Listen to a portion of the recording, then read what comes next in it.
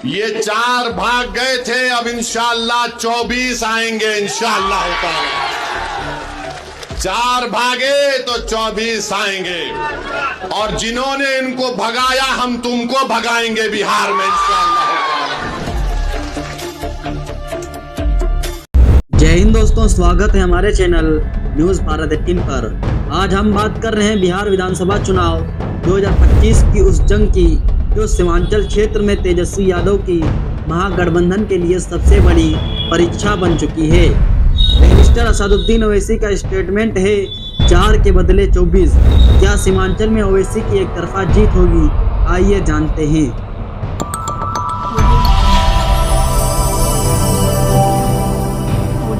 2020 बिहार विधानसभा चुनाव में AIMIM ने सीमांचल के मुस्लिम बहुल इलाकों में धमाल मचाया था। किशनगंज, पूर्णिया और अररिया जिले में 55% से ज्यादा मुस्लिम आबादी वाले 24 विधानसभा क्षेत्रों में 19 सीटों पर चुनाव लड़कर AIMIM ने 5 सीटें जीती। ये जीत महागठबंधन के मुस्लिम वोटों को चट कर गई, जिससे RJD कांग्रेस गठबंधन को नुकसान हुआ। लेकिन ट्विस्ट ये कि इनमें से 5 में से 4 विधायक RJD में शामिल हो गए। बावजूद इसके AIMIM ने साबित कर दिया कि मुस्लिम वोटों का 2 से 3% स्विंग भी चुनाव बदल सकता है। 2023 जाति गणना के मुताबिक बिहार में मुस्लिम आबादी 18% है और सीमांचल में यह आंकड़ा 47% तक पहुंच जाता है। अब बात करते हैं 2025 की। तेजस्वी यादव महागठबंधन के CM फेस सीमांचल में जोर शोर से कैंपेन कर रहे हैं। 28 अक्टूबर को उन्होंने प्राणपुर, ऊंचा दामन, जोकीहाट और नरपतगंज में रैलियां की, जहां वादा किया गया अगर उनकी सरकार बनी तो वक्फ बिल को कूड़ेदान में फेंक देंगे। उनका तेजस्वी प्रणपत्र में हर परिवार को एक सरकारी नौकरी का वादा है, जो मुस्लिम यादव समीकरण को मजबूत करने की कोशिश है। लेकिन चुनौती साफ है। AIMIM चीफ असदुद्दीन ओवैसी ने 28 अक्टूबर को बिहार में कैंपेन लॉन्च किया।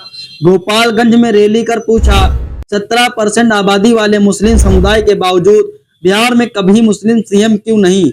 उन्होंने NDA और इंडिया दोनों पर मुस्लिमों को रॉ डील देने का आरोप लगाया। AIMIM ने 19 अक्टूबर को 25 कैंडिडेट्स की पहली लिस्ट जारी की, ज्यादातर सीमांचल और मिथिलांचल में। अमोर सीट पर सिटिंग MLA अख्तरुल ईमान फिर मैदान में ही, जहां JDU के साबिर अली, कांग्रेस के अब्दुल जलील मस्तान और जनसुराज के अफरोज भी चुनौती दे रहे हैं। ओवैसी की सीमांचल न्याय यात्रा ने लाखों को आकर्षित किया था, जिससे RJD में हड़कंप मच गया था। ओवैसी का फोकस मुस्लिम प्रतिनिधित्व पर है। AIMIM ने महागठबंधन से 6 सीटों की मांग की थी, लेकिन गठबंधन ने इनकार कर दिया। नतीजा, AIMIM ने कहा था हम वोटों का बंटवारा नहीं चाहते। 2024 लोकसभा चुनाव में AIMIM ने किशनगंज सीट पर 3,09,264 वोट हासिल किया था। इससे पता चलता है कि सीमांचल के इलाकों में AIMIM की मजबूत पकड़ है।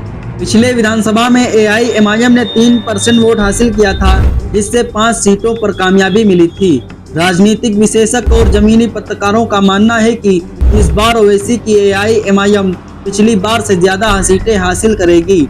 ऐसे में महागठबंधन और तेजस्वी यादव के लिए ओवैसी सरदर्द बने हुए हैं। उनका कोर मुस्लिम वोट खिसक रहा है। क्या सीमांचल में तेजस्वी का सुपड़ा साफ होगा? फैक्ट्स कहते हैं हाँ, अगर मुस्लिम वोट 3 से 5% भी ओवैसी के पास पहुंच गया, ओवैसी की एक तरफा जीत होगी। सीमांचल की 24 सीटों पर AIMIM को मजबूत स्थिति में है, लेकिन इस बार सीमांचल के बाहर भी तेजस्वी को झटका देने के लिए पूरी ताकत झोंक रहे हैं। इससे पता चलता है सीमांचल सहित बिहार के कई हिस्सों में महागठबंधन को झटका लगेगा। इस झटके की वजह ओवैसी से ज्यादा तेजस्वी खुद जिम्मेदार होंगे, क्योंकि उन्होंने ओवैसी की 6 सीटों वाली मांग को ठुकरा दिया था, जिसकी वजह से ओवैसी सीमांचल के साथ साथ मिथिलांचल और गया जैसे इलाकों में किस्मत आजमा रहे हैं। आपको क्या लगता है इस बार ओवैसी की AIMIM बिहार में कितनी सीटें लाने वाली है? कमेंट्स में जरूर बताएं।